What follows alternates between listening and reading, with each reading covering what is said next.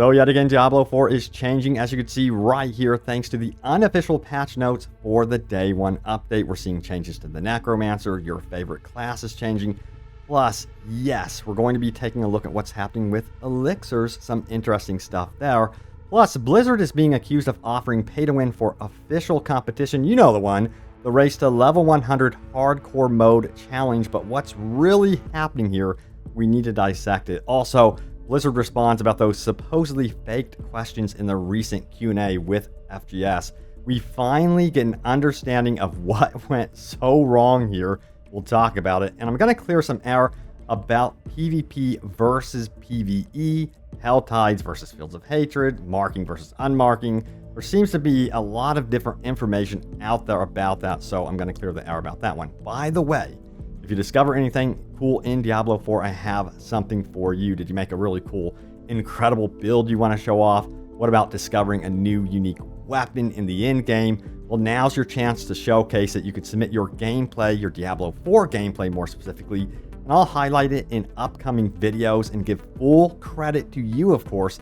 So if you want a chance to be highlighted, check it out. This is a huge game, and I hope to really highlight some really cool stuff from you guys. All right, so what's going on with those unofficial patch notes? So this was provided by Whhhhy. They actually data mined the recent preload to Diablo 4, which also includes the Day 1 update, by the way. So if you're going to be sitting there, tomorrow when early access goes live, and you're wondering, where's the Day 1 update? Well, you've already downloaded it if you have preloaded the game. So just know that. This is what is going to actually be changing and included in that update. So check it out right here. It goes on to say this: general legendary aspects. What's going on here? It says accelerating aspect has changed.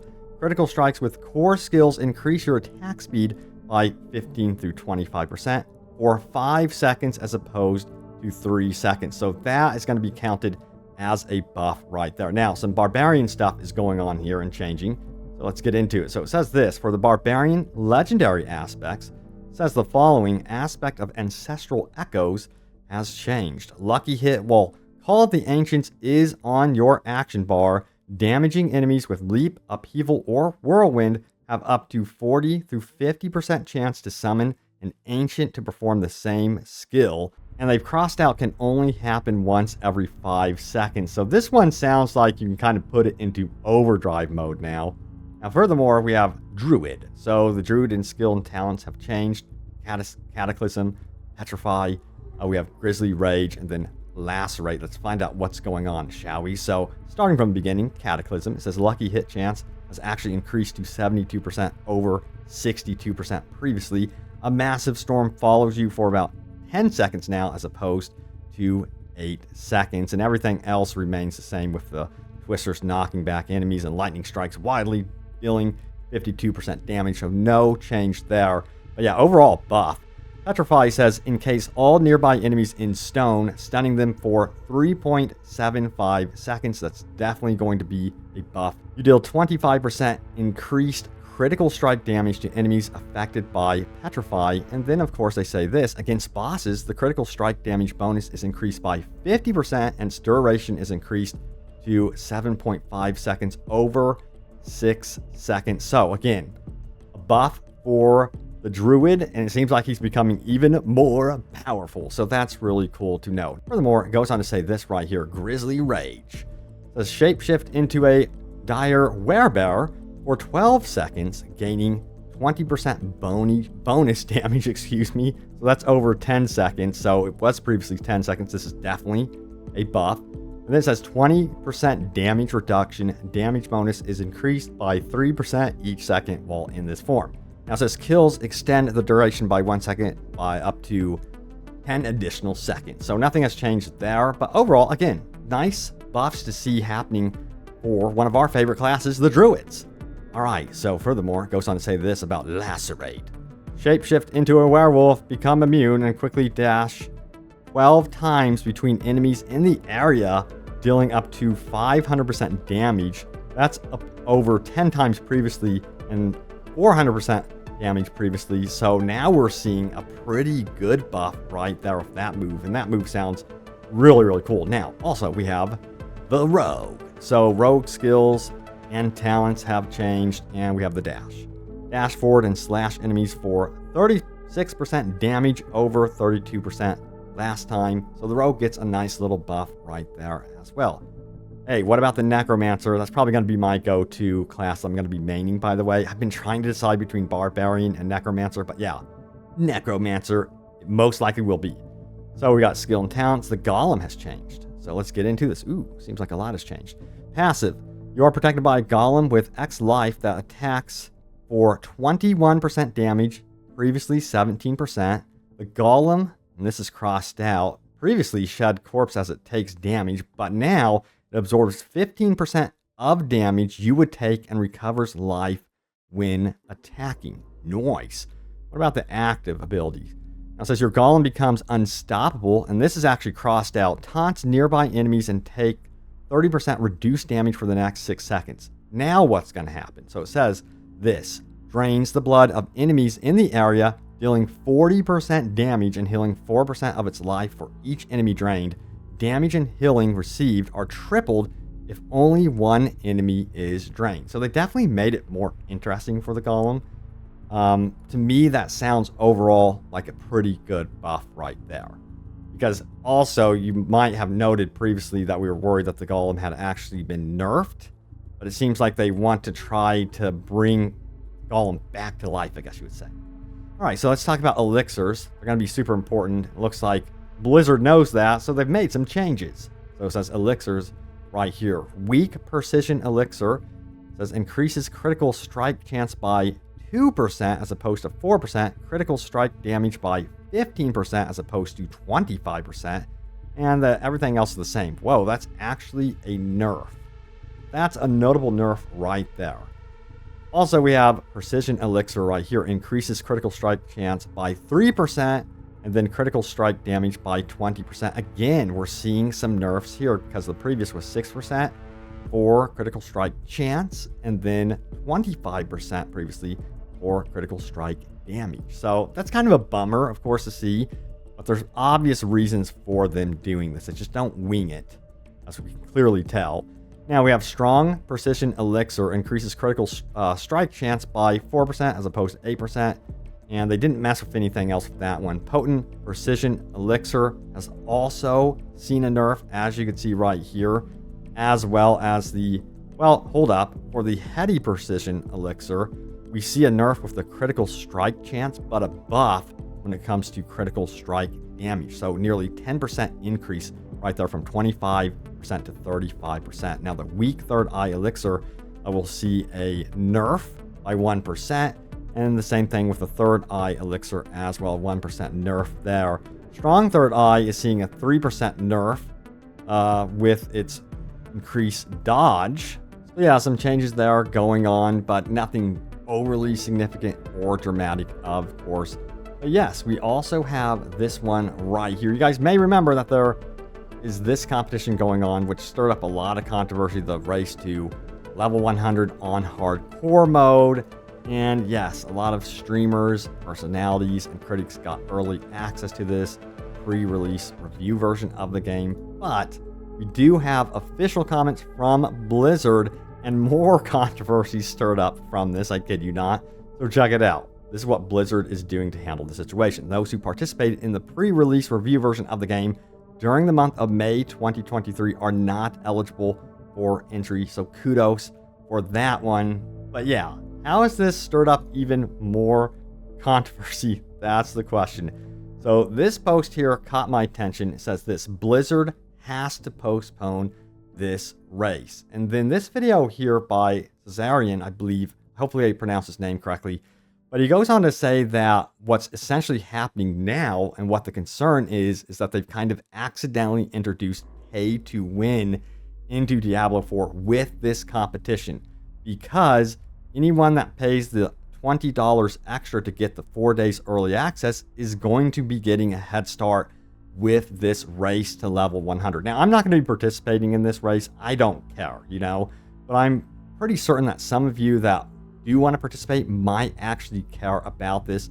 So what's going on right now is there's a portion of the community that wants this to be desperately delayed, at least until Season 1.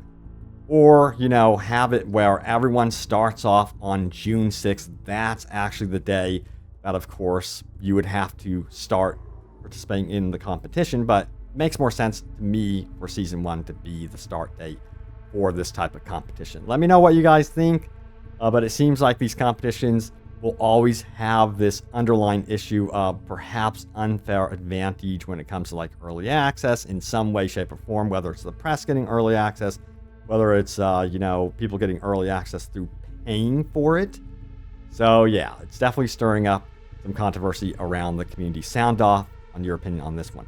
Now, what about that Q&A that happened recently with Blizzard? So as you know, there was some controversy about that one, that all the questions in that Q&A were apparently faked. So Diablo Q&A questions were all faked, and of course Osmongold hopped on here and reacted to this one. But it seems like there is more to this story. So if we go to Twitter, the story unfolds for us. So check it out. It says from Mike Hooter, who says, papering like this is not a good look at all. We scroll down to Eric Pope's response, he says, I've never heard of Future Game Show, but this is their content, not Blizzard's. Devs get asked to do videos like this all the time for media outlets. I wouldn't put the weird sourcing on them. And Adam Fletcher of Blizzard says, yes, and he actually highlights the source of the actual questions themselves. That's FGS, the channel that actually ran the Q&A with Blizzard, and they had an explanation as to what exactly happened here. So let's take a look. All right, so check it out here. It says, bloop, we messed up. The video was originally titled Diablo 4 Devs Answer Your Questions. The intent of the video was for the Diablo 4 developers to react to and answer questions from the community. However, the questions we asked the developers were a mix of questions sourced from the Diablo 4 fan base and from members of the FGS editorial team. Some of the community users and our own team members that submitted these questions requested to be made anonymous, and so have their usernames and the platforms they were submitted on changed for the purposes of this video. The new usernames were randomly generated, but on further investigation, some of these relate to real accounts, albeit inactive accounts, with very few posts or followers that had nothing to do with the creation of the video. This was not made clear in the video, and we apologize for any confusion this has caused. Activision Blizzard and the Diablo 4 developers did not pre-approve these questions and were only made aware of them during the interview itself. We did not make the distinction between community-led and FGS-led editorial team questions clear, so we have updated the video's headline and thumbnail for transparency. Thanks for your feedback. We will do better. Bloop. So the more you know, it seems like they're going to communicate better in the future. Things happen, you know, that's how I feel about it. And water under the bridge. Let's move on from this one. But yeah, there's an explanation as to what went on there. You know, overall from that interview, there was actually some tidbits that were really good and really useful. So yeah, that's how I felt about it at the end. But there was some oddities with it for sure that people picked up on. All right, so moving on, let's talk about this one right here. Let me know what side of the fence you guys are on with this. It says, anyone else not planning a build before launch and just going to figure it out once you get in the game instead? I see so many people using a planner to get it all figured out ahead of time. I was thinking I'd do the same, but now I feel like for the first time I might just skip that part. Probably will do it for future characters though. So how many of you are going into the experience blind versus using the build planner?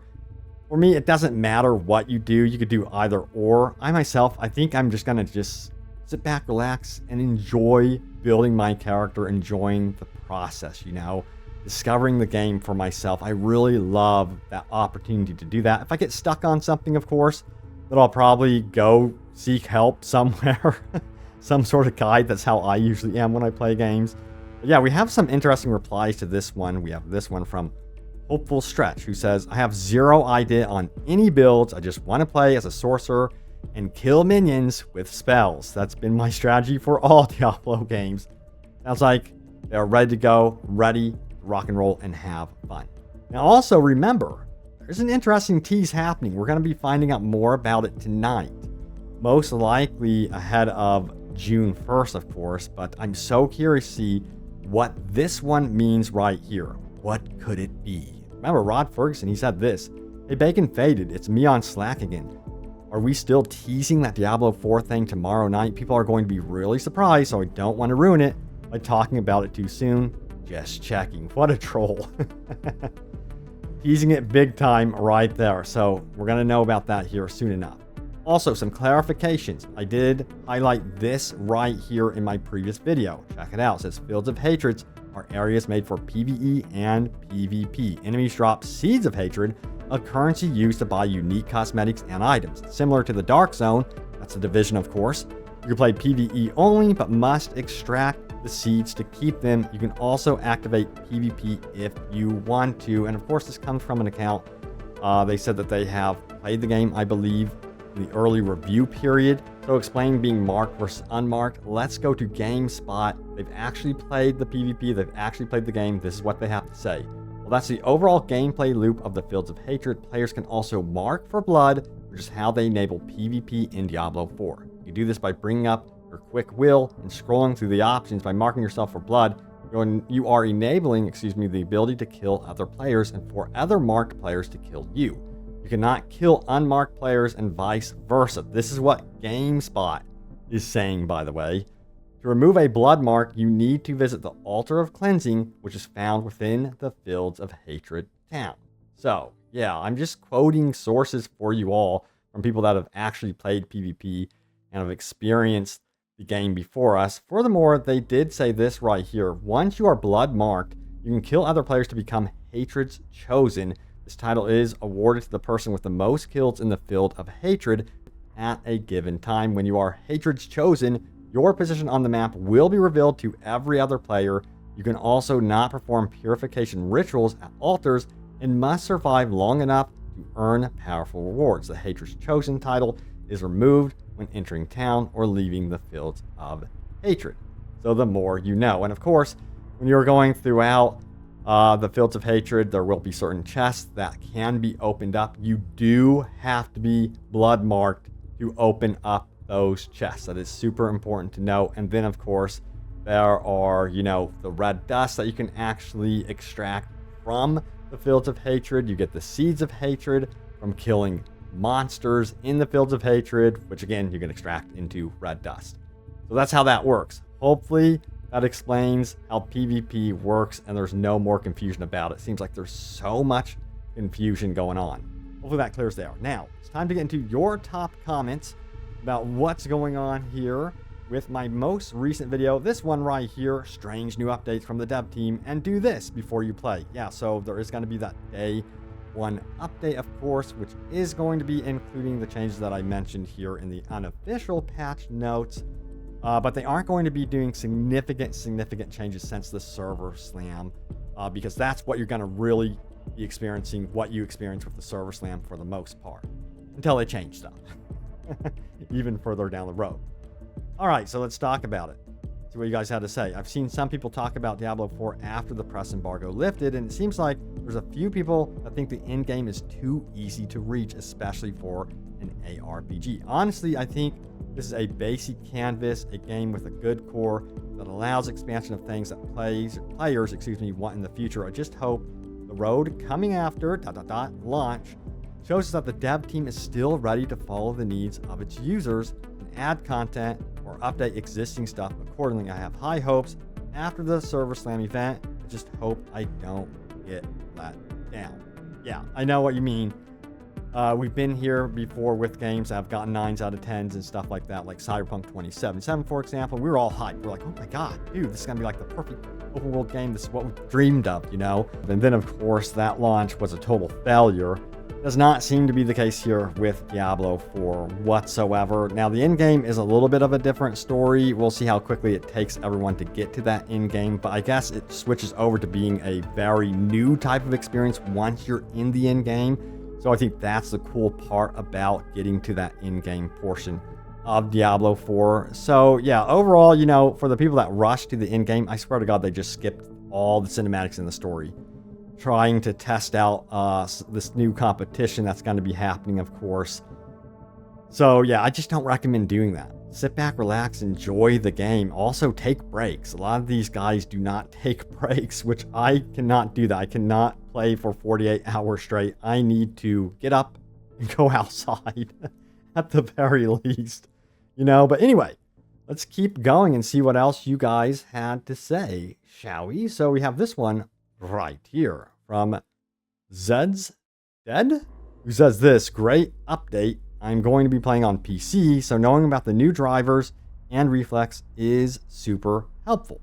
I also agree that I would really have hoped that the story would be at least contextualized to each of the classes. They did this really well in Diablo 3 for the most of it, and I would have loved to see it here too. Yeah, again, I think this is going to be the thing we're going to hear about after launch. A lot of, not a lot, but some complaints about that, and I hope they adjust when it comes to expansions, perhaps adding more contextualized, as you said it perfectly, contextualized type story with your class. That would make a lot of sense and would be really cool, especially for new classes that are further introduced down the road. All right, there it is, the latest happenings around Diablo 4, and of course, I got you guys covered, so stay tuned. Tomorrow is early access. I cannot believe it. Remember, 4 p.m. PT time. I'm going to be hopping on immediately, playing up and throughout the night. And then, of course, yes, I am going to be taking breaks. That's just how I roll. All right, thank you so much for watching. Stay tuned for more, and I will see you all, well, guess what, in Diablo 4.